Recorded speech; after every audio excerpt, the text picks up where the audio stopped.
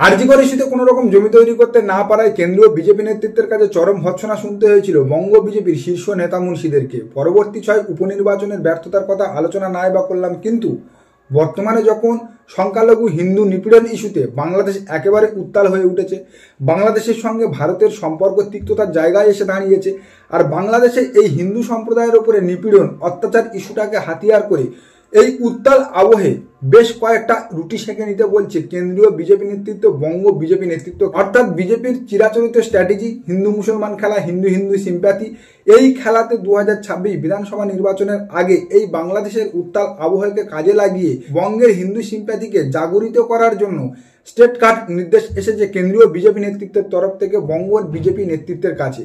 আর কেন্দ্রীয় বিজেপির এই ইনস্ট্রাকশনের পরে একেবারে মাঠে নেমে পড়েছে আমাদের রাজ্যের বিরোধী দলনেতা শুভেন্দু অধিকারী।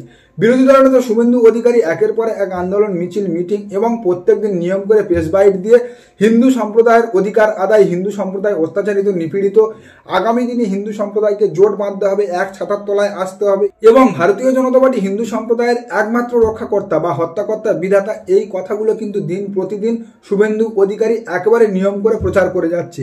আর শুভেন্দু অধিকারী বাংলাদেশ ইস্যুতে একেবারে মাঠে ময়দানে নেমে পথসভা প্রচার, বিভিন্ন কর্মসূচি করলেও দিলীপ ঘোষ, সুকান্ত মজুমদার বা অন্যান্য বঙ্গ বিজেপির শীর্ষ নেতৃত্বকে কিন্তু তেমনভাবে বাংলাদেশ ইস্যুতে আর মাঠে নামতে দেখা যাচ্ছে না।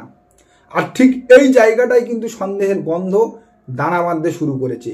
শুভেন্দু অধিকারী কেন এতটা উগ্রীব হয়ে বা এতটা অ্যাক্টিভ হয়ে বাংলাদেশ ইস্যুতে মাঠে নেমেছে?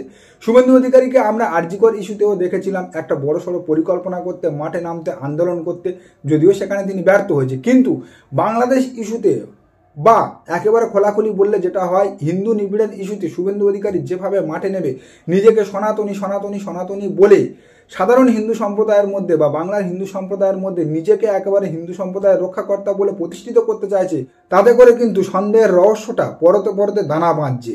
আর আগামী 2026 বিধানসভা নির্বাচনের আগে শুভেন্দু অধিকারীর হঠাৎ এত উগ্রীব হয়ে বা এত জাগ্রত হয়ে মাঠে ময়দানে নামা নিয়ে বিভিন্ন রাজনৈতিক মহল কিন্তু বিভিন্ন রকম মতামত পোষণ করেছে।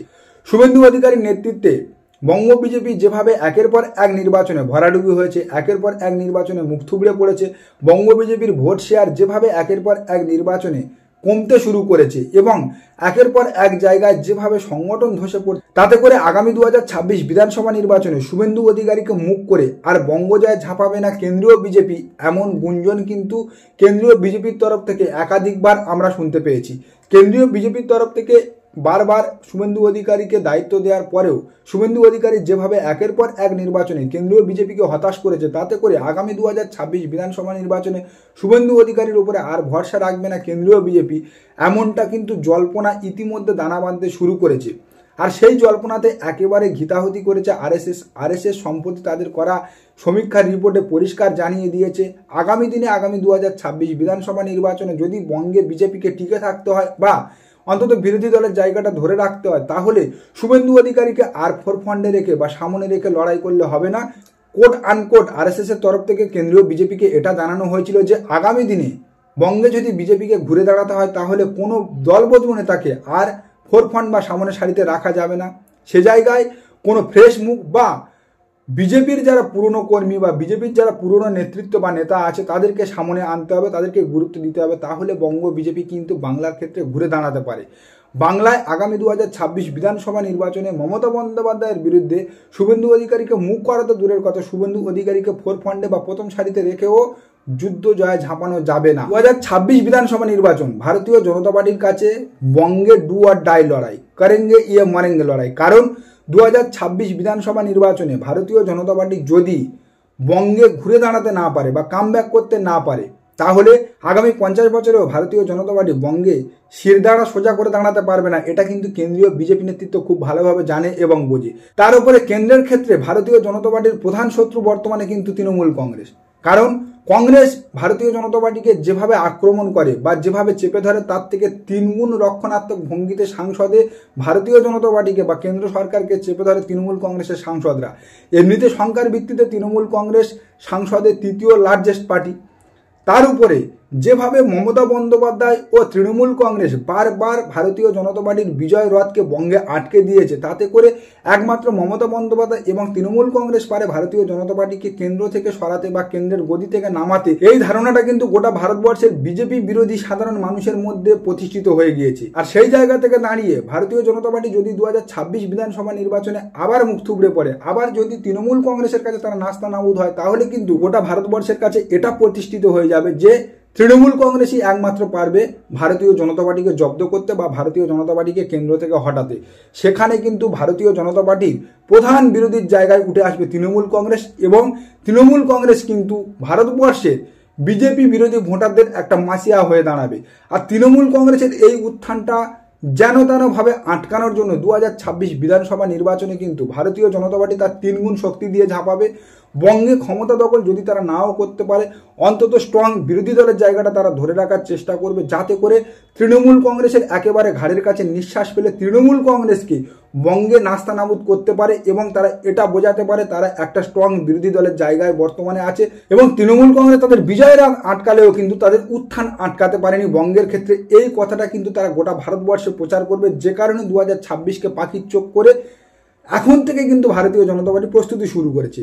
আর 2026-এ সে কারণে তৃণমূল কংগ্রেসের বিরুদ্ধে বা মমতা বন্দ্যোপাধ্যায়ের বিরুদ্ধে মুখ হিসাবে শুভেন্দু অধিকারীকে আর রাখবে না ভারতীয় জনতা পার্টি, এমনটাই কিন্তু একাধিক বৈঠকে আলোচনা হয়েছে। এবং আরএসএসের তরফ থেকে মোহন ভাগবত যে রিপোর্টটা পাঠিয়েছে কেন্দ্রীয় বিজেপির কাছে, সেই রিপোর্টেও কিন্তু পরিষ্কার বলা হয়েছে যে শুভেন্দু অধিকারী কোনোভাবে তৃণমূল কংগ্রেসের বিপরীত মুখ হতে পারে না বা মমতা বন্দ্যোপাধ্যায়ের বিকল্প হতে পারে না।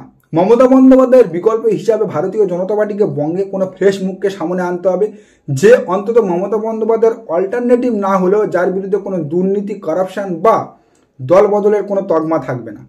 সেই জায়গা থেকে দাঁড়িয়ে কিন্তু কেন্দ্রীয় বিজেপি 2026 বিধানসভা নির্বাচনে বঙ্গে নেতা নীতির পরিবর্তন আনতে চলেছে।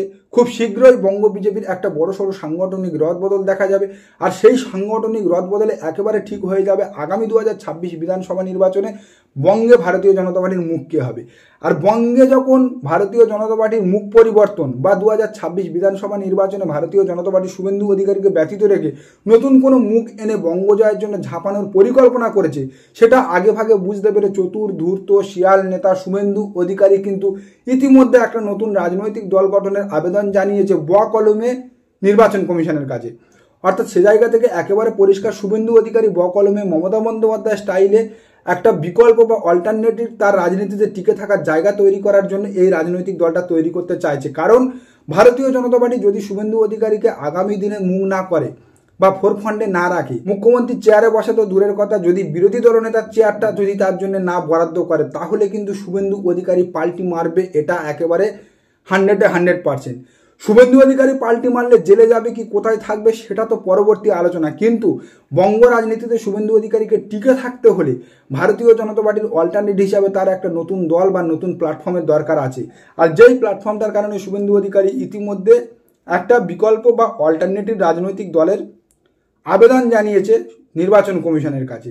আর এই খবর চাউর হওয়ার সঙ্গে সঙ্গে কিন্তু কেন্দ্রীয় বিজেপিও আঁটঘাট বাঁধতে শুরু করেছে শুভেন্দু অধিকারীকে কোন কোন মামলা আর কোন কোন কায়দায় ফাঁসাবে। শুভেন্দু অধিকারী ভারতীয় জনতা পার্টি ছাড়লেই তার উপরে সারদা নারদার কেস রিওপেন হবে। শুভেন্দু অধিকারী ইডি সিবিআই একেবারে নাস্তানাবুদ করে ছাড়বে। কিন্তু তিনি নিজেকে যে সর্বেসর্বা প্রতিষ্ঠা করতে চেয়েছিল তৃণমূল কংগ্রেস বা ভারতীয় জনতা পার্টিতে, সেই জায়গা তাকে ধরে রাখতে হলে তার বিকল্প বা নিজস্ব একটা দলের দরকার, যে কারণে তিনি ইতিমধ্যে একটা দল তৈরি করতে চাইছে, সেই প্রয়াসও চালাচ্ছে। বর্তমানে বঙ্গ বিজেপির মধ্যে শুভেন্দু অধিকারীকে নিয়ে যেভাবে গৃহযুদ্ধ শুরু হয়েছে, শুভেন্দু অধিকারীর বিরুদ্ধে সাংসদ বিধায়ক থেকে শুরু করে একাধিক নেতানেত্রী যেভাবে অসন্তোষ প্রকাশ করেছে এবং একের পর এক নির্বাচনী ব্যর্থতার ফলে কেন্দ্রীয় বিজেপি যেভাবে শুভেন্দু অধিকারীর উপরে আস্থা হারিয়ে ফেলেছে, কেন্দ্রীয় বিজেপি যেভাবে শুভেন্দু অধিকারীর উপরে বীতশ্রদ্ধ হয়ে পড়েছে, তাতে করে একটাই কথা বলার, ভূতের ভবিষ্যৎ আছে, শুভেন্দু অধিকারীর তাও নেই। নমস্কার, আজকের প্রতিবেদন এখানেই শেষ করলাম। দেখা হচ্ছে আগামী কোনো প্রতিবেদনে। আমাদের প্রতিবেদন কেমন লাগছে অবশ্যই জানাতে পারেন আমাদের কমেন্ট সেকশানে। সবাই ভালো থাকবেন।